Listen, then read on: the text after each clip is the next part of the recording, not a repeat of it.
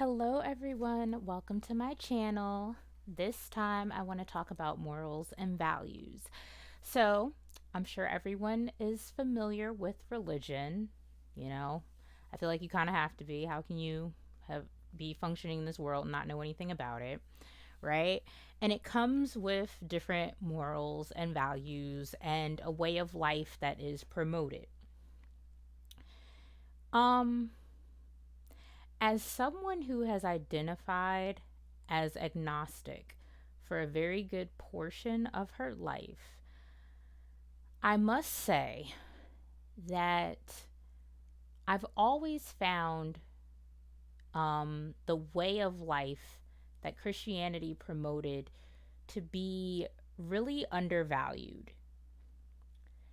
Now, here's the thing, I feel like even if you're not religious, or even if you're not Christian or whatever, I think that there are so many things about um, really kind of just religion in general that really gets undervalued just because it's religion, right?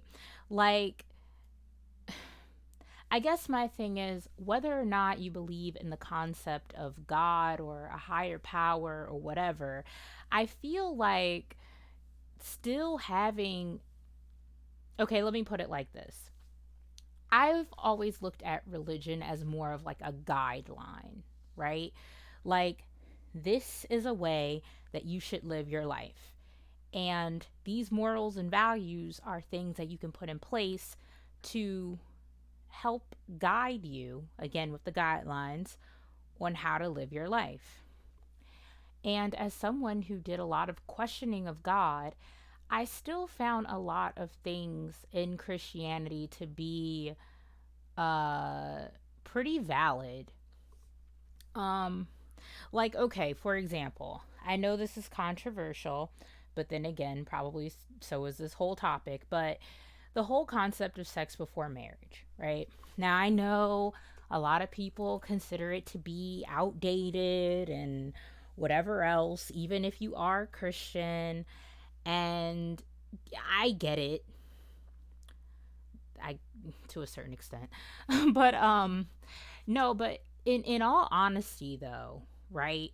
Like, I feel like even if you remove like God from it, like the concept of it, the concept of you're saving your body because you feel that God would be displeased, right?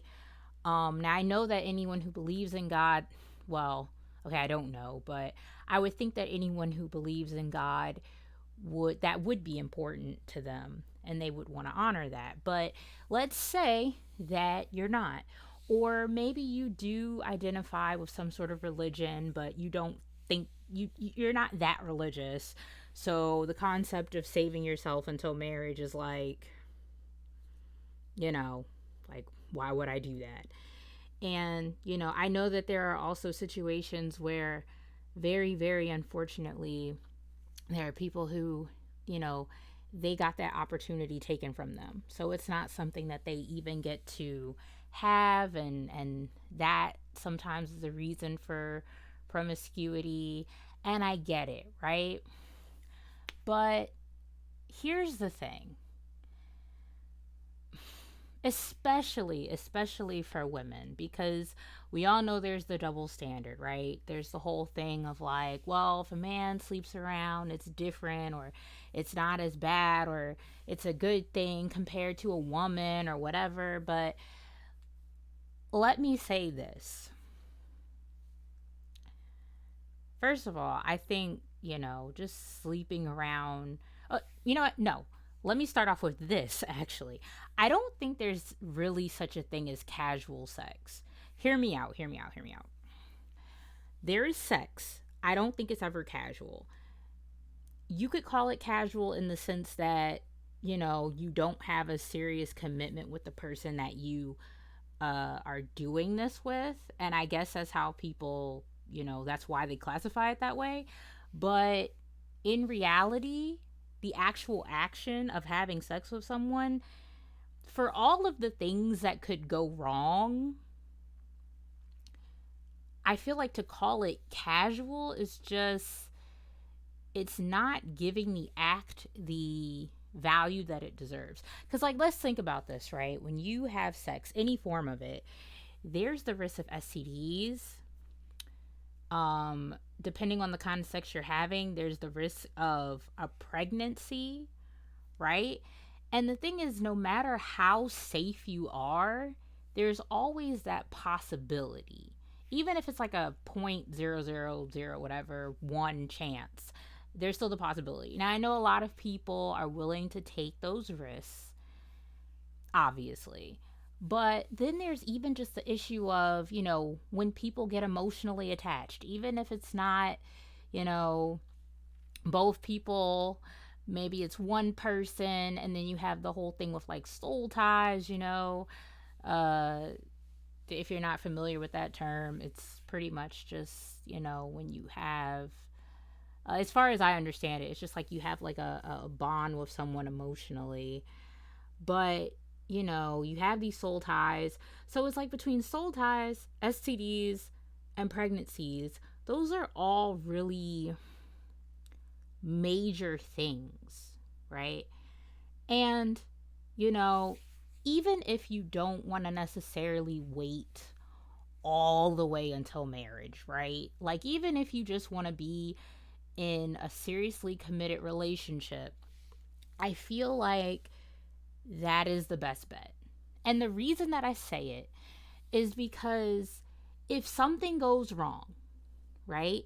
Again, whether it's the STD, the pregnancy, the soul tie thing, if something goes wrong, if you're if you're having that act with someone who actually cares about you, then if that thing goes wrong, you have that person there to support you because they actually care.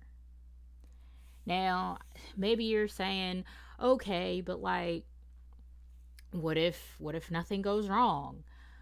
What if everything's right? Well, even in that cases, if in that case, sorry, in that case, if we look at heterosexual relationships, right?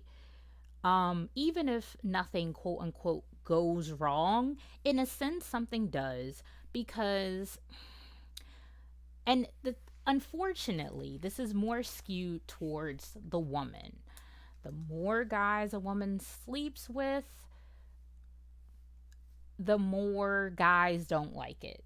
Now, I could do an entire video on the reasons why I think guys don't like it based off of things that I've heard men themselves say. But regardless of the reasons why they may not like it, the fact of the matter is that, more often than not, there is a negative skew in the woman's perspective. Like, oh, now her body count is higher. If you're one of the guys who don't care, if you want to get into a relationship with her later, then cool. But I feel like, it sets women at such an unfair disadvantage that, especially for women, it just makes sense to try to wait, Like, again, aside from just purely religious things, for her own benefit, right? Because, I mean, how many women, or even girls, since there's even teenagers doing it, go into these situations with guys feeling like, oh, if we have sex, then he'll want to stay with me or he'll want me more, whatever. And then that doesn't happen. And there's like this emotional, uh, I don't know, destruction that happens within the woman, whether she vocalizes it or not. Like, it's really messed up. And so it's not necessarily the thing of a soul tie, but there still could be this negative perception of her, you know? And I won't go too much into just the whole thing of sleeping together and the differences that there are between men and women, because again, I think that's a whole video in itself. But my point is just that whole value of, even if you're not waiting until marriage Because, I know the argument could be made. You wait all the way until marriage and someone could still cheat on you or something like that. That's definitely true. That's definitely true for men and women. But I just feel like, in general, even aside from religious reasons, it could just, and I mean, if nothing else, it could just be more special. Like this is something that you're sharing with this person that you actually care about for the very first time. And I know that for most people, that's not going to be the case because people are, sexually active at very young ages these days, which I think is a problem in itself because, that's something that should be left for adults. Adults should be doing that. And I feel like if we did change and shift our perception of it, again, to more so promote waiting, then it would alleviate a lot of that, and it would more so allow children to be children, teenagers to be teenagers. Maybe we wouldn't have this influx of, you know, young girls dressing like they're in their 20s or whatever. So, I think things would have a ripple effect. And, the whole thing of just not trying not to indulge in too many vices. And if you are going to indulge, not doing it very often, I think that's also good. Because the thing is, when you drink or you smoke or whatever all the time, I mean, again, aside from religious reasons, that makes an impact on your health. If you have children or plan to have children, that could potentially mess up the things that you're able to do with your children, either now or later down the line. It can affect how long you have with your children because it can cut your lifespan. And even aside from children, just in general, it can just mess up your health. And you just don't have as good health as you would if you were to not overindulge in vices. Again, I'm not even necessarily saying that you can't ever do it ever. I mean, personally, I think that's, you know what? No, I feel like occasional stuff is fine, but I don't know, to the point where you're doing it a little too often. That's something I feel like religion goes against, and I feel like even if you're not religious, it's still something that you can take from.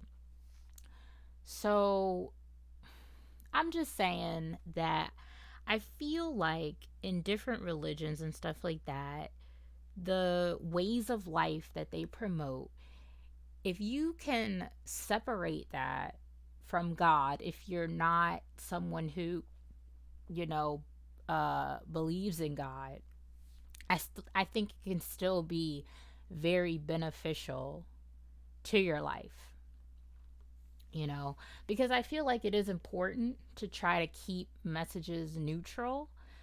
And but I also just think that it's very interesting that we make it seem as if religious practices, at least some of them, couldn't be beneficial. Like sometimes, or not even sometimes, a lot of times it feels like people go against the things that religion promotes, like to the like everything, just because it's linked with religion. But I feel like life is more nuanced than that, and there's different things that you can take from different things. So you don't have to take everything from religion, but I do feel like there are a lot of good aspects of it, you know, because I feel like so many people, they don't have guidance, they don't have structure. And I do think that religion offers that. And I just find it very interesting that our society, at least Western society, doesn't try to promote more of a structure, even if it's not religious based. Because without structure, there is chaos, right? Um, Without rules, there is chaos. That's not to say that there can't be exceptions because there can, but exceptions aren't the rule, right? And having just basic structure can help so much. It would help so many people not feel lost. And to be perfectly honest, I think a lot of times, not all the times, but a lot of times people turn to religion specifically for the structure that it can provide. But I don't necessarily think that there needs to be a God involved in order for there to be that structure. And I just wish that, like, people were more open to that conversation. I don't know how much people are thinking about the actions that they're doing and the seriousness of it, the impact of it, etc. But I just think it's a shame that just it just seems like there aren't that many, instances of morals and values in general. Even just, loving thy neighbor. That seems to have gone out the window. People are so selfish nowadays. And don't get me wrong, self-love is extremely important, extremely, for a number of reasons. They help establish boundaries, they help, they're also, it also helps with guidelines, right? But, self-love to the point where you don't even really love anybody else to any kind of extent is kind of messed up. And I feel like that's where our society is right now. So, yeah, I don't know. But I'm gonna end it here because, I feel like all of the things that I've kind of touched on, some more than others, could be their own videos, and that's not really what this is supposed to be. I just, I just wanted to talk in general about the concept of just having more guidelines in our society, having more structure, and taking that from religion, even if we're not linking it to a higher being, because I just feel like, does there really need to be a higher being for you to see the positive effects that living in such a way would have on your life? Because it would have those positive effects whether there's a higher being or not, So that's just my take on it. If you have your own, anything you want to share, please feel free. I'd love to hear it. Either way, thank you for listening and have a good one.